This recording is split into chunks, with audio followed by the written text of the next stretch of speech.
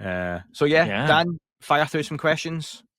Yeah, sure. Just before we do that, I just wanted to ask how you felt about that Boogosphere thing. I know we Oh spoke about it yeah. last week, and there was another video released this week of the Boogosphere moving through the sky, and you can clearly see at 1 minute 30 in the video, there's a wire holding the sphere up. Does this change the overall thing for you, or is this like a one video that you're like, it might not be the same? How are you looking at this?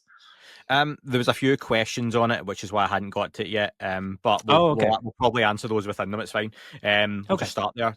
It was in Yumba, Colombia. This video was Sure. taken quite recently. So I'm presuming obviously different object, not the one that they're studying. But I think a lot of the issues around this, where people are saying so they're just sticking cameras down and managing to film these things. I saw the video, I clipped it myself as well and put the short 11-second one out of just the glinting. Some Sure. people still aren't buying that is a wire. It looks like you say there's a wire connected to the thing. You don't see a full wire. What you see is the sunlight reflecting and kind of going up it as you Yeah. would with that kind of thing. Yep. Um, I've seen someone mentioning that there's a lot of filament. And look, let me read what Doug said. Okay, for example, Oh, is it the fishing line? And he puts fishing line and glinting in air quotes. So I like your sarcasm already, Doug. In that one instance, which kind of looks like the orb firing something out, don't you think? Surely it would be visible more often if that was the case.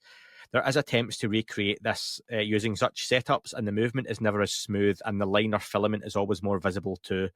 Remember, it's been proven the footage hasn't been tampered with, for example, to hide a hanging line. Maybe it's something that's already in the air. I've seen people say there's lots of spider webs in the air. If that is something that just happens to be going by at that time, it's incredibly, incredibly coincidental timing that what looks like a perfectly straight line is coming out the top of that sphere. For me, Doug, I'll be really honest here, Dan. No, it doesn't look like the thing's firing anything out. Yes, it looks like a line attached to the object. How they're doing it, I don't know. I can't work out the angles because the camera's on the ground looking up. It could be really high. It might not be that high. I don't think it'd be that hard to do without any kind of with not even using CGI and stuff like that. A lot of folks are wary of this stuff, and it just seems they could really quick. I reached out to Jaime Maussan for some comment on it, and he's not got back. I don't think he's even seen my message. To be fair, my message is read in a very heavy Scottish accent, so that might not be helping. But it's not a good look. Whatever way you come down on it, I don't think it helps. And again, would I love this metal sphere to be an alien looking sphere and flying around and we've caught something on camera? Absolutely. Of course I would. Great timing for me having a book coming out in September. Um, but I don't think it is. Like, it's just, yeah. And what's really funny, Dan, is the amount of folks who get in touch with me who are split around, I can't believe people are even taking this seriously. The markings on it look ridiculous. The etchings on it, it looks like a fuel tank. It doesn't look well made. It's almost like they're flabbergasted, to use an English or British phrase, that people are even taking this seriously. But then there's sure. other folks who are like, this is just a debunking of something that's genuine and all that kind of stuff. So it's typical ufology that there's people across the whole spectrum here who love it, hate it, or somewhere in the middle. I just think this video looks like they've managed to catch the sun hitting off the line holding the object up. But Yeah, sure. And like I'm with you. You know, if we've got to apply logic to these things, and those initial videos and that initial Boogosphere, that's not what we're seeing here. This is in a different place, so it's going to be a different sphere. So we kind of have to hold it separately. Whatever you think about the Boogosphere, this is different. And as always, I think of Occam's razor. You know, the simplest explanation with the fewest amount of assumptions is most likely to be correct. It doesn't say it's definitely correct. It says most likely because science works on percentages like that. So if we avoid assuming something about that video, then what would we make of it? You know, if someone showed you that without saying it's UFO, what would you make with it? And I think I'm fairly confident in saying that most people I think would see that and go, "That's a wire." You know, Beyonce isn't floating on stage. There's a wire. We kind of can get that there. So I think this latest video, I'm with you. I think it's an object on a wire. The video looks a little weird, almost like they've filmed it in slow motion or something like that. Um, it not being tampered with after the fact doesn't mean anything. You know, special effects in Jurassic Park were amazing, and they didn't really have CG back then. It was all Yeah. animatronics and, you know, stuff like that. So yeah, for me, this is a death knell for it. But at the same time, there's going to be a lot of people out there that want to talk about the Boogosphere in the same way as people want to talk about the Nazca mummies and not have that affected by the Atacama skeleton studies, and everything gets conflated. So it's just going to be muddy waters again for the UFO community as everyone talks across each other, and there's no like central pulling direction for the subject. Yeah, for me, the Boogosphere has just been caught at a Coldplay concert with a fishing wire behind it when it shouldn't have been. And that really got that. That was an expensive concert for that guy. I tell you that. Yeah, incredibly. Not only is he at a shit Coldplay concert, he's been caught. Can I ask, just read out this? So one of my mates messaged me, who's not UFO guy or anything. His name's Jamie, not Jaime. So I've got Jamie Musan here. So Jamie had messaged me saying, what's this Boogosphere? Meant to message you the other day about it. And I said to him, tell me what you heard, how you heard about it, and I want to know your thoughts before I tell you. So this was last week, okay? Sure. And he says, I think I saw something on Reddit about it. It responds to different sound frequencies. It was found in Colombia. Could it be a drone? They actually have possession of it, so it'll be interesting to see what they find out. And I put, could be. It's getting analysed. I'm wary. And he put, do you think it's man-made? And I said, could be. Doesn't mean it's not exotic. Might be a hoax. So that was my honest, fair stuff. I then sent him the video of what looks like the fishing line and just said, look above it. He said, lot of pish then. So yeah, that's very Scottish way of saying nonsense, bullshit. Yes. Love the So saying. that's This a is what you member need on of the public. T-shirts. Yeah, a lot of pish, and then various hoaxes. But there's a member of the public, folks, just your ordinary, Jamie public, asking me about something, and then me saying I'm not giving him my opinion. I just went, look, here's some stuff. Here's it might be, it might not be. Not want to influence him. I don't do that, and I try not to do it on here. But even he was like, that looks like nonsense. So yeah, don't know what to say anymore to that. It's not going to be breaking out and making everyone believe aliens are real, I would say. Unless one of them broke out of Area 51, caused a massive fire, and yeah, never know. Yeah. Landed on the White House lawn, the sphere opens, it's the little guy like in Men in Black in the guy's head, you know. Yeah. Anyway, listen, Riposte says, lately it seems there are different shades of disclosures taking place.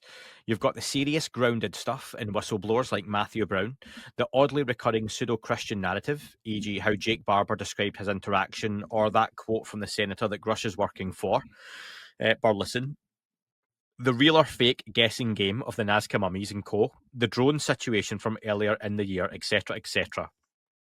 I and many others simply can't keep up with what's worth following, which is probably by design.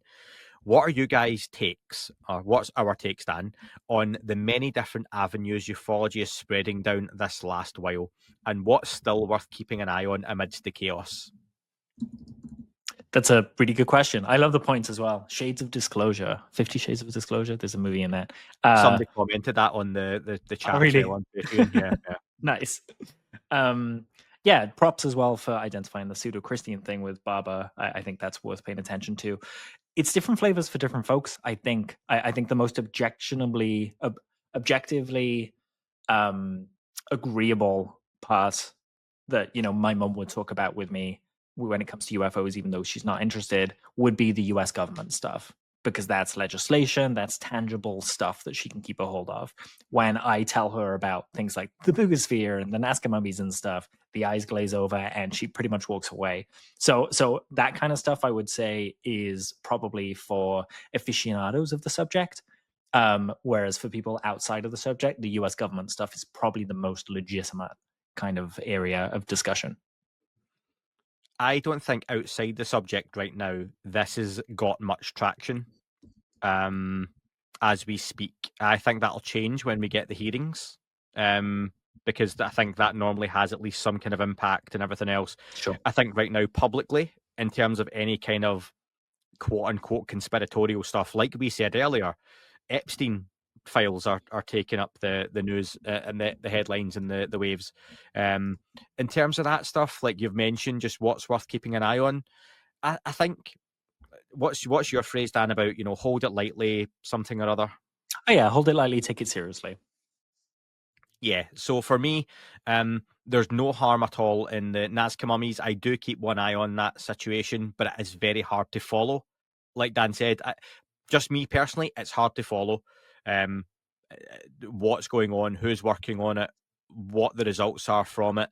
The Boogosphere stuff, I think we're going to see just fade away. I don't think much will come of that. I still have some hopes for Skywatcher. They said the end of the year. From what Gary Nolan said, that's piqued my interest a little bit more. Gary Nolan is someone who I do put a lot of faith into. I think when we talk about those individuals who you would put as I used the phrase champions of the UFO topic earlier. I mean, like the bigger names who are involved in various different ways, shapes, and forms. And for Gary Nolan for me is one who's quite far out in front in terms of I'll put a lot of stock into what he says, what he follows. I think he conducts himself well. I like the fact that, for example, with Skywatcher, he said very early on, if they do something I don't like, I'm gone, I'm walking. There was no overcommitment to it, and he's come out and kind of backed that up again recently. So, the drone situation stuff, I think it was human tech with a little mix of really advanced exotic tech in there as well, but again, Chinese. Yeah, Boogosphere will fall away. Nazca Mummy stuff will hang around. I don't. Can you disprove that? Or is it going to be disproved? For me, I think right now the whistleblowers coming forward are where I've got one eye on the whistleblowers, one eye on the not Sol Foundation, the Skywatcher stuff. Sure. Because that's where I'm like, okay, cool. Let's see what happens there. Sure. And in the background, you've always got the possibility of a decent sighting, some more video leaks coming out. I do appreciate Corbell and Knapp and what they managed to get out. It's not for everyone, and don't I know it from some of the people who DM me and have long conversations about who they do and do not like. I get that, but I like seeing the videos. I like seeing the content coming out.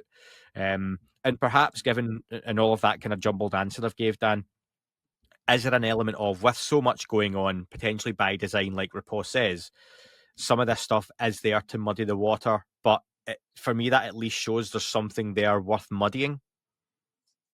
Sure. Yeah. I think it's going to be a big mix, isn't it? Like there's going to be an aspect of like flood the zone with crap so that people can't discern the good stuff from the bad stuff and walk away from the subject. But then there's also an aspect of entertainers and the grifters in this field just trying to jump on things while Thank you. striking away the iron's hot kind of thing. Yeah, I'm releasing books and things. No, I'm kidding. And like perpetuating these hoaxes to raise their name in the community so they get bigger audiences for You clicks and know, things like that. what was it Batman Forever or Batman and Robin that had Two-Face? I cannot remember. I think it was Batman and Robin, and Batman Forever was Val Kilmer, wasn't it? And that was the one that had Riddler. No, that It was the one was that had Batman Mr. Forever, Freeze. Oh, was it? Okay, so 1995. Batman Yeah. Forever had Two-Face. Holds a Yes. special place in my heart, as shit as it is, right? But so is it at the end of that where he goes to throw his coin up, and Sure. Batman throws a load of more coins up in the air, Sure. Yeah. and he falls, and that's how he dies because he's going after his coin. That's a little bit, I think, with the UFO topic where you've got this real genuine, your coin's there, but now and again, people in the background, gatekeepers, psyop operators, whatever, throw shit up in the air. Even people, let's just say the Boogosphere potentially, I'm not saying it is one of those things that the UFO community itself throws up in the air that muddies the water along with the other. So the good stuff's there. You just have to sift through all the other coins to get to it. It's a little Yeah. bit like that. And just be careful you That's a don't good fall off analogy. the ledge into the vat of shit below you. So Yeah. yeah. Paul Benowitz Um, straight into the off the ledge. the Josh said on that. So Josh, I don't think there's a psyop being conducted against the UFO community. And Dan, this is something you mentioned in the last episode. At least not anymore. If anything, it seems there's more of a general playbook: confuse, contradict, and contain. The rest we do to ourselves. And this is something I've said before, Dan. I don't think you need the big psyop anymore because online, social media, the breadth of conversation, there was a real pleasantness and stillness now when you look back to pre-2000 before the internet and social media particularly, where there's a Yeah. good reason that people weren't, and I say this fully aware of the irony of me having a podcast, right, or a social media account, that people weren't able to reach lots of folks that they weren't speaking to directly. Do you know what I mean? Like, whereas now everyone's got a platform, and you're just reading largely what's people's inner monologues are online Yeah. in text format, and it's a lot of shit for the most part. Yeah, I would agree with that. There's a definite kind of habit in this community, especially if you go over to Reddit, where if you disagree with someone, you get called a plant or an agent, and people make out that just because you disagree or you don't think something's real, that you are part of a psyop. It's a shame to see because it's kind of a loss of rational thinking, I think. Yes, it's possible. It's a possibility, but you can't just go around yelling at people that they're agents if they disagree with you in this. And to that confuse, contradict, and contain kind of thing, I think we do that to ourselves too. The community does. And I mean, if you were investing like 10 billion in disinformation for the UFO community over the past couple of years, you could probably reduce the budget to like 100,000 and be like, yeah, the community just chases their tail anyway. This is a waste of money. We need to be more efficient. Yeah, I think it does it itself. Spot on. Erin, talking about the Tic Tac situation. So a few folks bringing these up, obviously, from the previous show. Weren't Tic Tacs seen back in the 1950s? If these are back engineered craft, is this evidence of Richard Dolan's breakaway civilization? Are there humans who have been living in a parallel world on Earth with advanced tech and God knows what else? Is this the big secret that they don't want revealed, don't know what to believe, just a thought? Yeah, really interesting. I love Stargate for this, right? So in Stargate, it gets to a point where after about 7 or 8 seasons of watching these people go through the Stargate, meet another species, and doing their thing, they get asked by other countries like, hey, what are you doing, what is this? And it's such a big thing for them to overcome, to say, yeah, we had this and we didn't just like keep a secret from you, we've been exploiting this for our own gain so that we Yeah. can strongly arm wrestle you on the global stage, and we don't want it out. And it becomes a point of contention, but I think it's absolutely true. At a certain point in Stargate, when I was watching it, I was like, well, they've now got things that make them invisible. They've got spaceships to take them XYZ. To the rest of the world, this little department here with the Stargate is now a breakaway civilization. They do not have the same concerns as us. They don't see the world in the same way. All the problems that we face, they have solutions for that only they have access to and they can't share. And so it's a breakaway civilization. So I very much wouldn't be surprised if that was the case, even if it was, just a small group of buildings with like 20 people in it. And they were just all so secret and outside the purview of government that, yeah, it's like Tom DeLonge said, it's not a country, it's not a government, it's something else that is kind of in between those things. And that fits the mold. Got a Stargate question for you. Shoot. Patrick Stewart or William Shatner? Who done it better? I'm Wait. joking, folk. For Okay, good. Good. You we were, had me there for a second. Yeah, I was about yeah. to be like, hold on a second. Nah, I know that was Star Wars.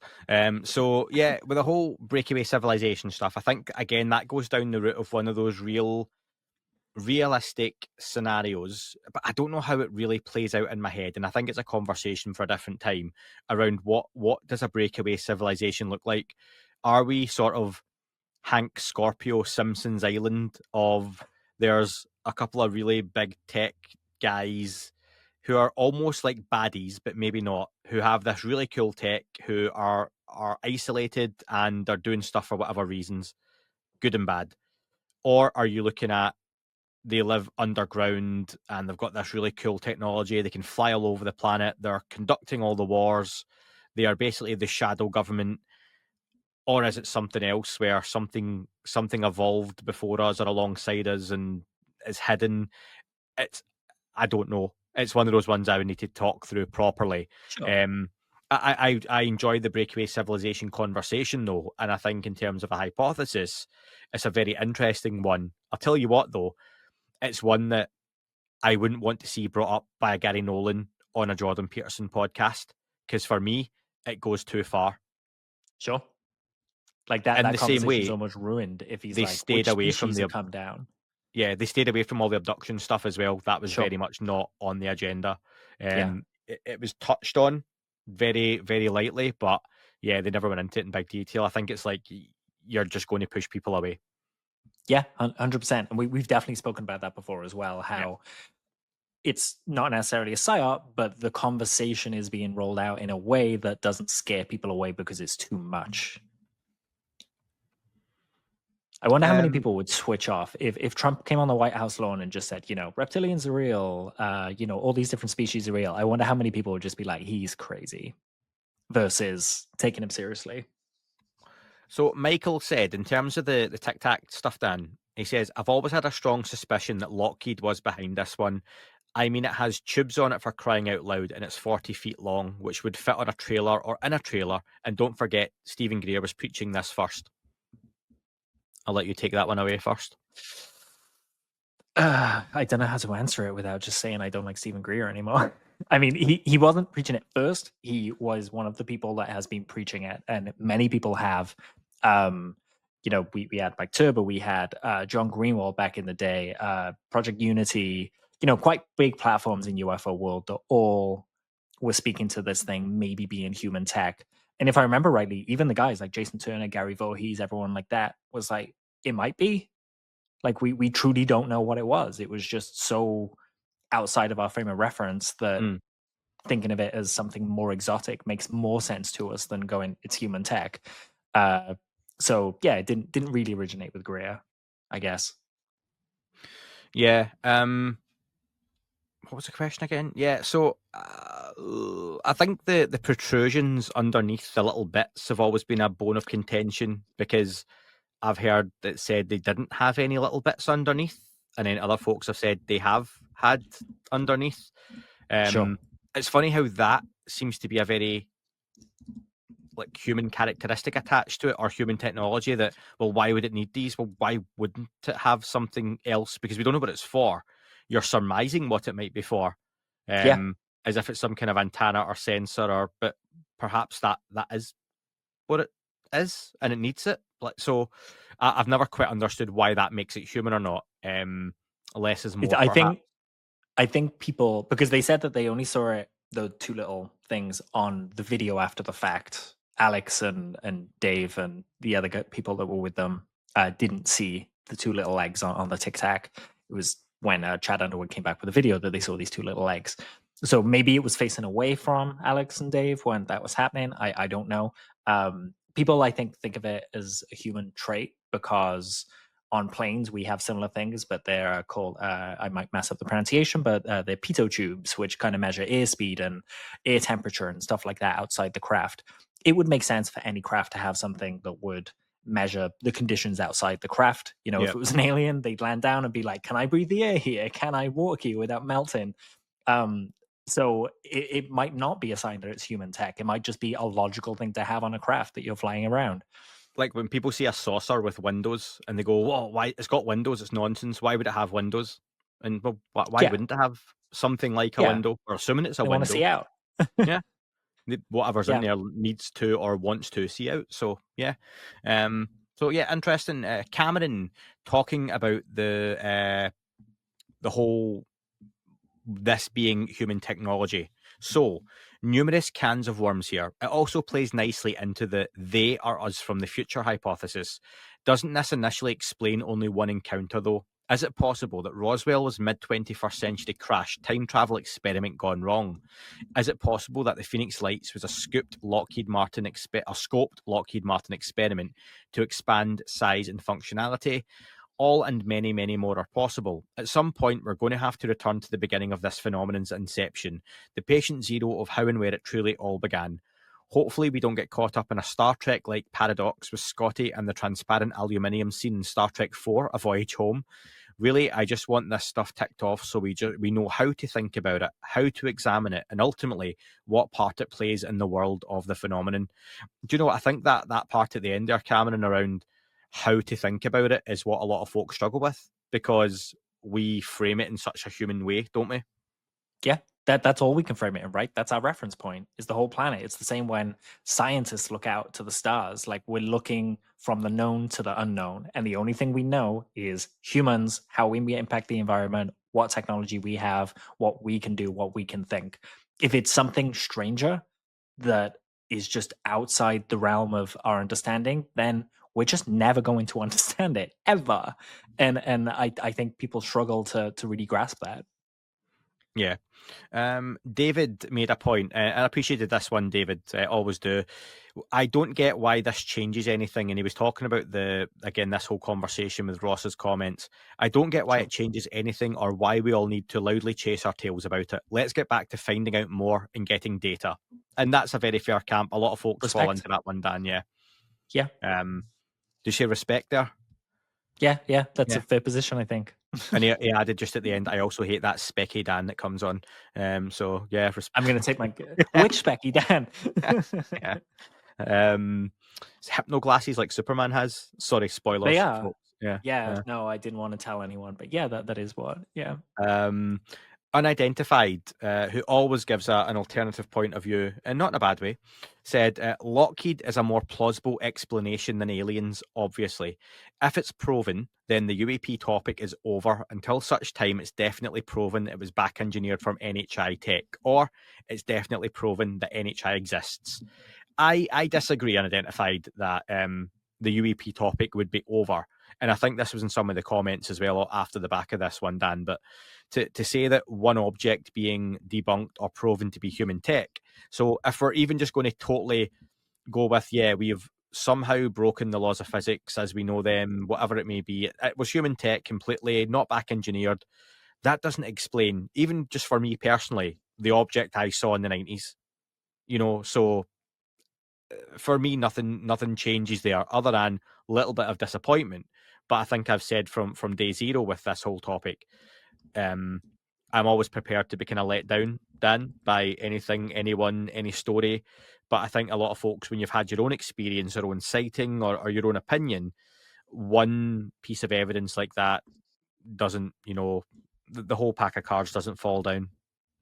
Yeah, I completely agree. I spoke about Occam's razor earlier, and if we apply that to the Tic Tac, it is more likely that the Tic Tac is a conventional human craft that is just super advanced. But there's a bunch of things that we have to kind of ignore in evidence for that non-assumption to be made, and that is the testimony of Dave Fravor, of Alex Dietrich, of Chad Underwood, of all the people that were there. Mick West is where people usually go for these kind of skeptical kind of takes, and Mick made a simulator, and he tracked these objects and made a simulator of the Tic Tac movements and stuff like that. Did the same with gimbal and things like that, and in multiple simulations, he's found that only two tracks apply. One track saying that it was a faraway plane, and another track saying that, in fact, it was exactly matched what the pilots said and the testimony the pilots gave, and it was anomalous. Where you fall, whether you decide to follow Mick's word or follow, the word of the pilots and it being anomalous, is up to you. Both are possible. I would agree that it does kind of damage the subject for casual people that aren't in this all the time. You and I, Mm. we've had our own experiences. People out there have had their own experiences that are beyond a doubt just something weird to us.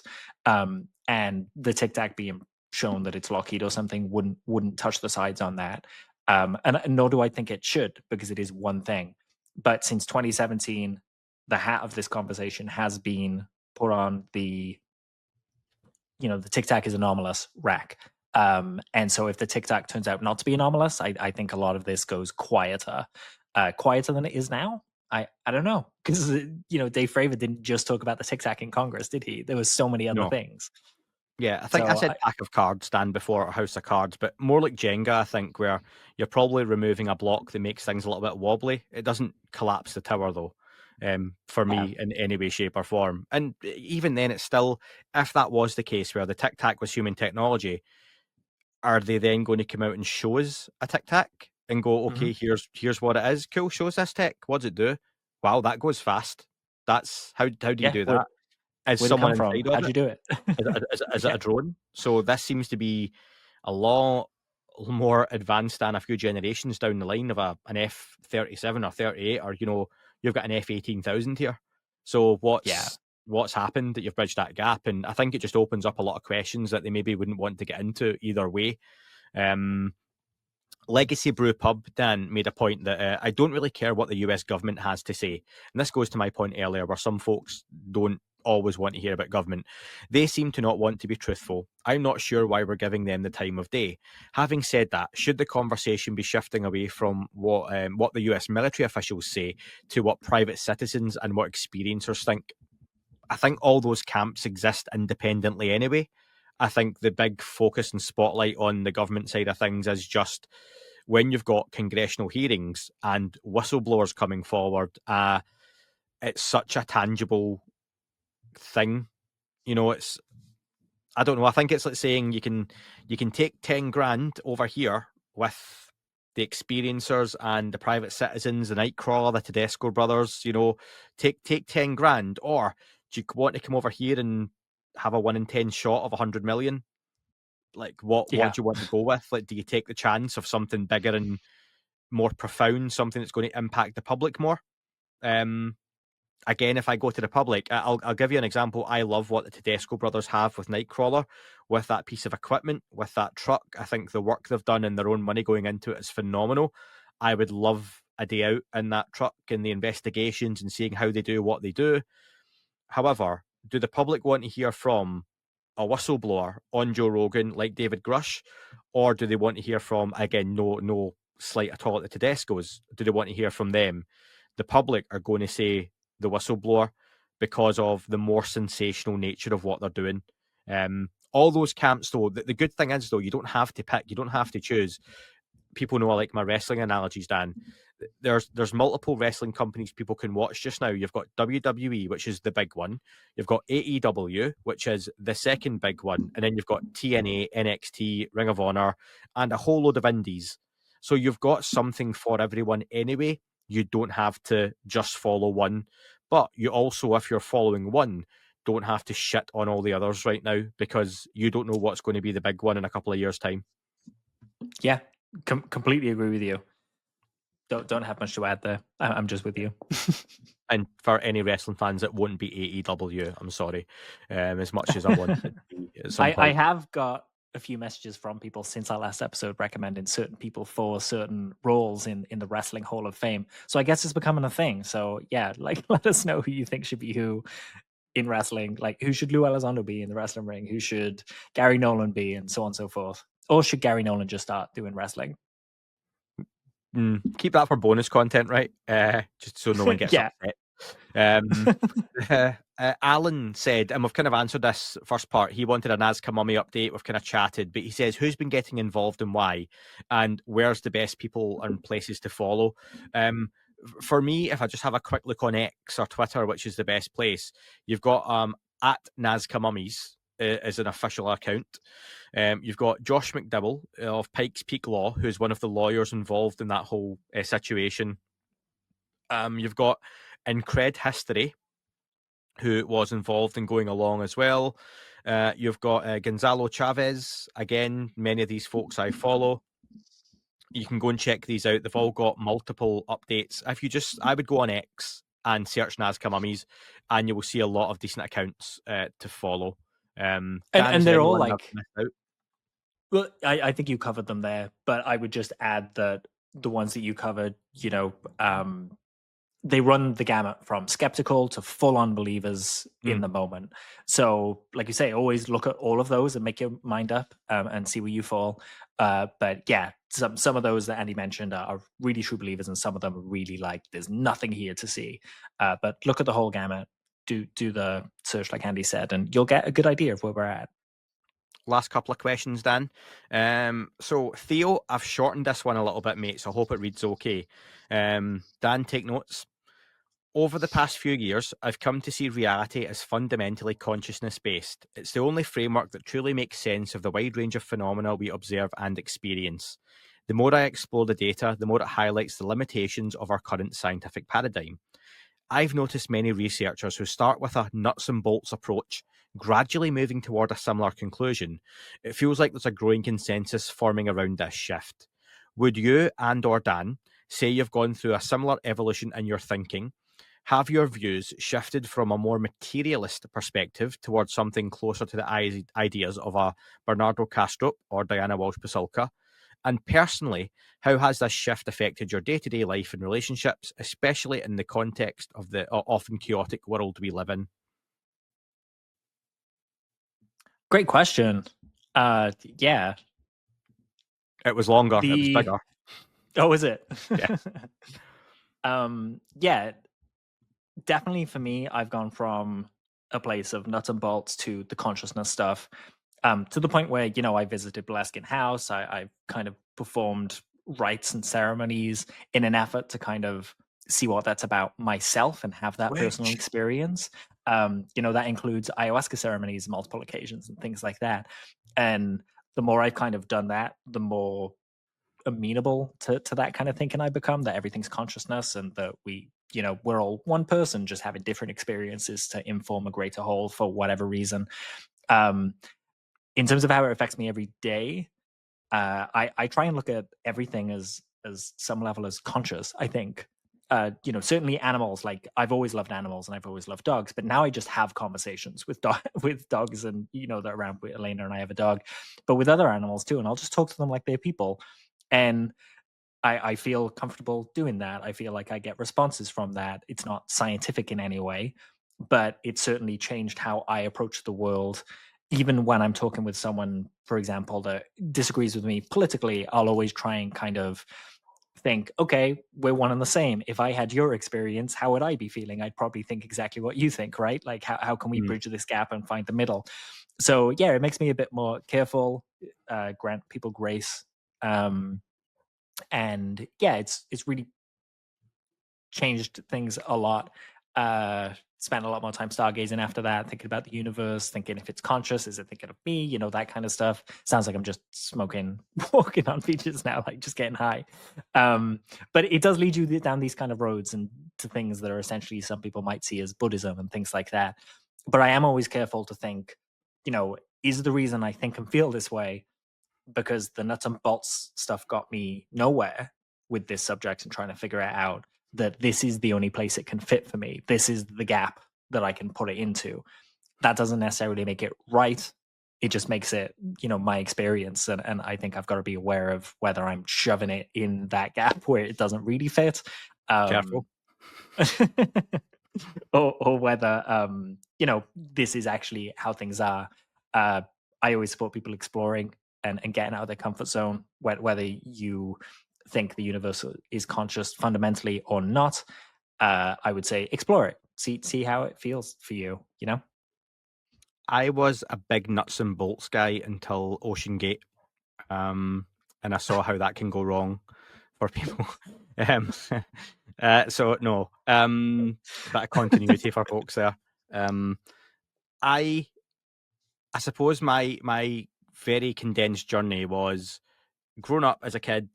Aliens come from different planets in big spacecraft here. I had my sighting in the 90s, mid 90s with the big Ferris wheel type object. Whatever happens in UFOs, if Louis Elizondo, Ross Coulthart, Gary Nolan, Stephen Greer all walked out on a stage and went, "Thank you, folks, all been a big psyop. We've fooled you all. Whole cast of characters, everyone came out to disappoint," it wouldn't stop me believing that there was a non-human intelligence, something going on because of my experience. And I think that would be the same for a lot of different folks. Frustrating or annoyed as we would be. I think then getting to the point of doing the podcast, it shifted a bit, but I think it's still more that umbrella idea that I think there's some stuff that comes here from far away, whether that has pilots, which are AI or biological AI, whatever that might look like, the little greys.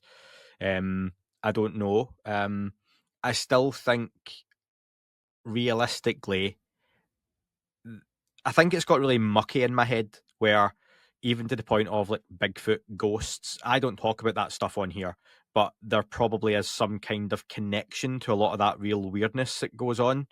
Um, and is that whole paranormal world connected in all these different ways, shapes, and form because reality is this thing we don't quite understand, and it's a little bit like you are in some kind of simulation where some folks in the simulation have access to the back doors, and a little bit like, again, we talked about the Matrix earlier.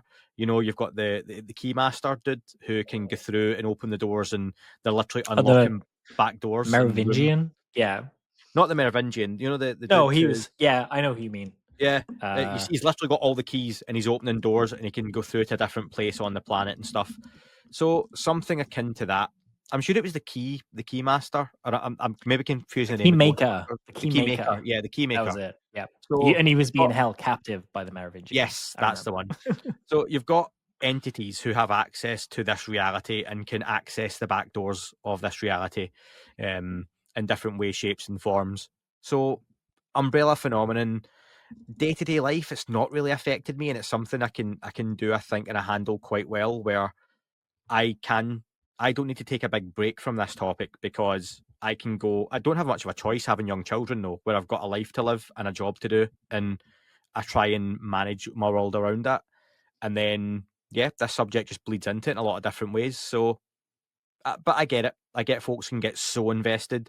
I think I genuinely have sometimes where I'll go multiple days with no UFO topic in my head, no thoughts. Like this weekend, I'm going to see Oasis. Or if you're listening to this on the free feeds, you're probably listening to when I'm come back from Oasis. I will spend my Sunday and Monday traveling. I will listen to podcasts that aren't UFO related. I'll enjoy my Sunday. That's it. So yeah, I think you've got to balance these things, but everyone's different. I get it though. But that's my really jumbled again answer of where I'm at with the UFO topic. But I totally get where it's nuts and bolts, it's consciousness. A lot of experiencers are having genuine experiences. Some of the government people are trying to get the truth out, some aren't. It's all of the above and some of the above. What do you think of things like synchronicities? I don't think we've Yeah, ever spoken about this. People um, have those weird coincidences that I seem have like far too controlled, many. and you know, Yeah, Wh- what do you think of them? synchronicities Do you or think it's like a intuition. weird thing? Yeah, right. Something Gary Nolan talks about with Peterson. They go into the whole Kadati Putamen stuff and the Nice. basal ganglia. They go into all that.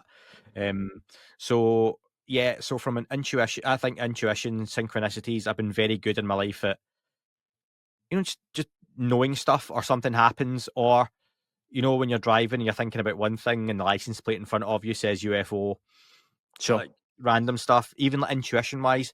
Remember one day my stepson, years ago now, had his football taken off him by some local dickheads, and we went looking for it. There's a huge part, I mean, a massive area. There was no reason, and I walked under like a little tunnel connecting the park to our estate, and there was just piles of leaves, and I mean all over the place. And I just walked up to one and kicked the pile, and his ball came out this pile. There was no way. And do you know what? Is that just pure luck? Maybe, probably. But where you just go, kick. And I wasn't going to go kick all those other piles of leaves. I just stood and went, and kicked this big pile and the ball came out. So all those little things, same with radio stations saying to Susan, oh, I love this song. I've not heard, this song reminds me of this one I've not heard for years. And then that one And then comes I'll come on. on. Sure.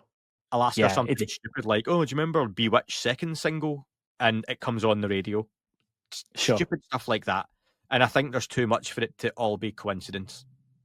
I think I call that kind of stuff like quiet weirdness, because it's quiet, it's in the moment, it's for you, and you don't necessarily always remember these moments as well. Like if you wrote them down, you'd have a book Oh full of God, them, but really yeah. only a handful stand out. Um, and so that kind of stuff always gets me to thinking of like, you talked about back doors. And in a more practical sense, I think I've said before, we live in 3 dimensions of space, one of time. So we are 4-dimensional beings. If something is out there that lives in 3 dimensions of time and one of space, we might not even see them, and we're Mm. existing in the same space. There are completely reasonable ways how these kind of backdoors and layers to reality could work. But we're just not there yet. We're starting to get there, where we're doing all this research with DMT and MDMA and people in therapy, and we're seeing how it affects the brain and understanding how our perception of time changes. But we're not quite at a place where we say, hey, everything is conscious and it's just levels of awareness. A rock has less awareness than a dog, but you have more awareness than a dog, for example. And there could be layers of time to that too. We only experience that every day because we have one moment after the next going forward. Something could exist going backwards, and they would have a weird like experience to us where they would have the emotion before the thing happened, right? But there's no reason why not. And I think that's the stuff we're going to get to. Yeah, 3 more questions, Dan. Shelley asked, could the oldest Nazca mummies be real and the rest a tribute to them by the native peoples? I have seen some interesting evidence that there were older civilizations in that area and towards the Polynesian islands well before the current scientists have accepted. I believe there was an Atlantis way back then too. Maybe so advanced their their orbs are coming in and out of the water. Fun to think about. You'll love a bit Yeah, of that ancient civilization-y type stuff, and yeah, super them to think about. And when you go back and you look at, not even in the UFO kind of sphere, just looking in the anthropology sphere, you come across a hominid known as Homo floresiensis that was just a mini human, and they were around and they were rumored for ages and no one saw them, and now they're matter of fact. We have found remains. We know that they existed.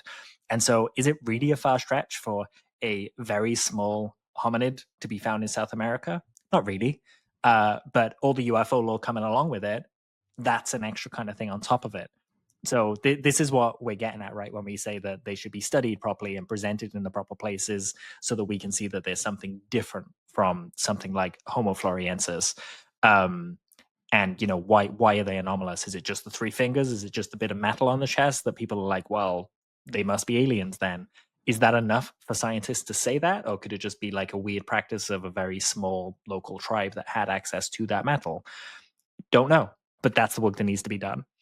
the only thing I could think of there when you said about like a really small hominid was Homo Dinklage should have been the name, and they've not gone with that. Because he has that whole market sewn up in an incredibly monopolized way. I But think it yeah, was found a little bit before him. I actually don't know. Let me find it. were you joking when Oh, you said a little bit? 2003. I thought you were making a joke when you said a little bit before him. That's terrible. I wasn't. No, it was discovered in 2003 on the island of Flores, Indonesia. I very quickly though, Dan, because I do want to answer Shelley's question a little bit here. Where are you at with the Nazca mummies right now? Still, has anything changed for you? I'm still middle of the road. Nothing's changed. There's nothing Love that's for them, pulled me love for them to be towards. genuine. Yep. Maybe there's something to some of them, but it does seem to be they're managing to find loads of them. But then we hear rumors that there is a whole cave of these things. Yeah. That We don't. We've heard about the cave. We've heard about more. We've heard about different artifacts that were found with them that turn out to be completely fake. And so it muddies the waters around all of this. There could be one that was found at the beginning that is genuine, and the rest are just crap that are coming yeah, in, like the this coins, boogosphere thing, right? Someone the jumping on it, the coins, the yes. two-face coins. Yeah, But also it could just be, and I say just, it could just be that we're finding a small hominid civilization in South America, and that's not unusual. Like we know that small hominids existed before, but it's the alien stuff that comes along with it that people are like, don't know what to make heads or tails of, and there's no proof either way of that being real or fake, and that's the work that they have to do. Algo says, it seems like what Congress is really fighting for isn't disclosure with a capital D, but rather government control over NHI technology, prioritising national interest and ensuring stovepiping doesn't hinder scientific or technological progress. The real question may be, is secrecy helping or hurting the US in this race for tech dominance? Meanwhile, the public remain spectators, locked out of the stadium, trying to make sense of what's happening based on the cheers or boos we hear. Would you agree with that framing? I like that. I would agree with the framing, and I'd go further and say, like, when what were the phrases we were debating a while back in the community? Catastrophic versus controlled disclosure. Mm, Controlled is exactly what Algo's saying here. It's, we want control of this, we want control of the narrative, we want control of the tech because we don't trust anyone else, and we're going to use it for whatever we want to use it for. Are you okay with that? Cool. If you're not, catastrophic is the way that you want to go. yeah. Yeah, I agree with the framing. I like the analogy. Again, it's like at what level though? So again, do your congressmen and women find out about this technology? Would they not then drop the whole UFO thing? Do they still stay involved? Like, or do they even get? I don't think a Burleson, a Luna, a Burchett, a Warner, a Rubio may be different. Rubio moved up, didn't he? I don't think they get to find out about that kind of stuff. Probably not. So again, for me, it would be that for me it'd be much higher than Congress. Again, Yeah. are the Air Force and the DOE allowing anyone in the Senate or Congress or the Senate outside of the Gang of Eight type folks access to that kind of knowledge? Like, I Yeah. don't think so. And anyone that they see as a temporary employee of the US government that's going to switch out in 4 years, maybe after an election, or just, moves on after a little while, they would not be given access to this. This No. would be the person with careers that have been doing it for 50 years, never going to do another thing in their lives. This is their bag. Yeah. Final question from unidentified, and I like this one. Assuming there is something to disclose, which is helpful, China won't disclose. The CPC has too much to lose. Russia won't disclose. Putin is chasing a different kind of legacy. America won't disclose. Existential, financial, and social risk. Trump might like the glory, but even he will think twice about the consequences. Andy, Dan, who will disclose? And I don't think he's asking Andy or Dan, which one of you will. I think he's asking, who do we think will? No, I know you know. You speak to all these people. Disclose, damn it, Andy. Aye, Disclose. apparently. um, I've always said, I love these government efforts where we're trying to get this stuff out. I think the chance of it happening is very slim, and the control for disclosure relies entirely with them, whoever they are. They can control our minds. They can control time. It seems like it's on them. For all we know, someone already tried to disclose, and they control time and just made it not a thing on this timeline. So yeah, the control's entirely with the visitors, the interlopers, whoever they are, unless they come forward and say, here we are, this is what we are, this is what we're here for. We're going to be guessing for a long time. I still think, realistically, one of two things. One, I'm going to go with my tried and tested, boring. I believe we'll still get a more scientific disclosure over the course of years. I think the James Webb, all that kind of stuff, are going to find technosignatures, biosignatures of whatever. I think it's going to go down that route, which then opens up the what might be closer to home, what could be here. Do you then get at some point, not too far away, more and more private citizens, rich ones to be fair, are going to be able to send their own drones into space. And if you can get folks to send a drone to the moon, I don't think we're honestly that far away from even like commercially being able to buy something that you could get up into space for whatever reason and control it. Even Sure. imagine like a private company going, so like imagine like another Elon Musk comes along and builds a rockets and goes, I have put 200 drones in space, Dan, and for $1,000 you can rent a drone that is on the moon right now and you can fly it around the moon. That'd be really And cool, actually. yeah, do you know what I mean? So stuff like that. That's a really cool idea, and I literally just thought of that off the top of my head. But you could then fly about the moon and see stuff, and then shit, what's that? So I don't think we're far away from that kind of stuff happening in more commercial space tourism. It's Musk is doing that kind of stuff with the SpaceX rockets and everything like that as well, the reusable side of things. So either we get that scientific stuff or we get like an accidental type disclosure where big sighting happens or crash of something that forces them to disclose. I don't think we're going to get Trump panicking like some people suggest, and I honestly couldn't see Trump worrying about the Epstein stuff and going, "Oh, aliens." Sure. I mean, it'd be a great way to do it, but I just don't think we're going to get that. No, I don't think the tracks are there for that.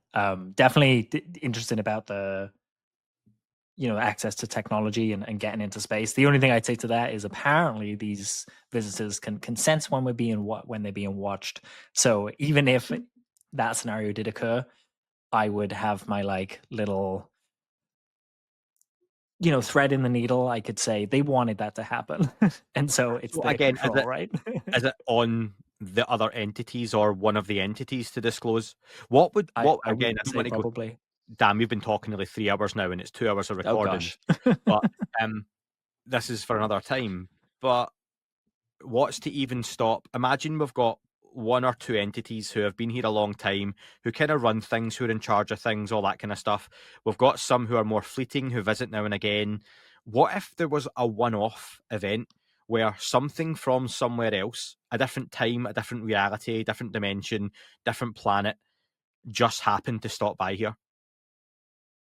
What if for 10 seconds one day, above the slum in Johannesburg, a huge weird shaped UFO we have never seen the likes of before appears for a few seconds on camera and goes, and that's it. And Yeah. it's like, oh shit, like an Oumuamua, but it's there in our atmosphere. What if we literally see something and that's it? Yeah. You remind me of that BBC documentary they did a few years back where it was, I think the scenario was that there was a something in the sky similar to Oumuamua. You know, we saw it, we analyzed it, we knew it was advanced tech from somewhere else. No one was on board. They were all dead. It was defunct. It was old. So we knew we're not alone. But actually, there's nothing to change the day to day of citizens of Earth, right? You just know you're Yeah. not alone, and that's it. No one's come. That's it. You just got to live with it now. I think something like that is probably a good, I guess, disclosure scenario, like soft disclosure, I would say, because it just confirms we're not alone, and that's what we all want, right? Yep. Yeah, a lot of interesting points. Dan, been wonderful chatting. I am going to potentially split this up in even to 3 parts, so it covers a Cool. couple of days early next week, folks. Because it's been a long one, and my voice might not be great for a couple of days early next week. I've got interviews lined up for later in the week. Got a couple on crop circles, a couple of scientists lined up as well. I'll get those announced properly online. And yeah, after that, I've got some other, I suppose you could say, bigger name guests scheduled in for August and further afield. But confirm those nearer the time as well. But obviously, Dan, good to have you back on again. Lovely to be back on. I do have one question for people that I kind of want to. I'm not going to give my answer now. We can talk about it next time. But I just want to know if people could have like a UFO dinner party with 4 UFO personalities, alive or dead, who would they be? Let us know and say why as well. You're choosing these people. Hopefully, we'll turn a few folk on to people they haven't heard of. Absolutely. Nice way to frame it as well. Don't be setting folks up here to, you're going to invite 4 people and blow up the room in Glorious Bastard style or anything like that. Yeah, not Okay. allowed to do that. It's Yeah. a dinner party. It's a nice conversation. Yes. But yes, once again, folks, thank you so much for listening. Thank you if you've pre-ordered the book, just to get one more plug of that in. Still available now. Go check it out. Links in the description for signed copies as well. And speak to you all very soon.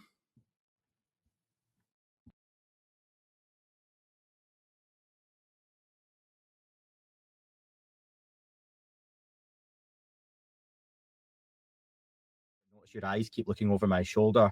And for for folks, spurious link on the audio side of things. This might not be ideal, but very quickly, I've actually got a hard copy of my book, folks. I'll do a little proper video for it online. So anyone looking in the background, that's the actual book. I have the real proper atlas of UFOs here, loads of maps, pictures, and there is text and stuff in there as well that I wrote. So if you've not pre-ordered it and plan on doing so, great time. It's real. It's an actual thing. Look, there you go. For the audio folks, that flick was the hard back of the book. So I'll do a proper little. How do I get one of those? How do I get a signed? How do you get a signed copy? Yeah, Well, there's so many different ways. Nathan, I'm glad you asked to order. But what we'll do is we'll go through that at the end, okay? So I don't annoy folks right now tuning in for the actual UFO news, going, shut the fuck up, Andy, and just get on with it. But yeah, ask me again at the end, Nathan. I can run through all those details with you. Your eyes keep looking over my shoulder. And for for folks, spurious link on the audio side of things. This might not be ideal, but very quickly, I've actually got a hard copy of my book, folks. I'll do a little proper video for it online. So anyone looking in the background, that's the actual book. I have the real proper atlas of UFOs here, loads of maps, pictures, and there is text and stuff in there as well that I wrote. So if you've not pre-ordered it and plan on doing so, great time. It's real. It's an actual thing. Look, there you go. For the audio folks, that flick was the hard back of the book. So I'll do a proper little. How do I get one of those? How do I get a signed? How do you get a signed copy? Yeah, well, there's so many different ways. Nathan, I'm glad you asked to order. But what we'll do is we'll go through that at the end, okay? So I don't annoy folks right now tuning in for the actual UFO news, going, shut the fuck up, Andy, and just get on with it. But yeah, ask me again at the end, Nathan. I can run through all those details with you. Good man.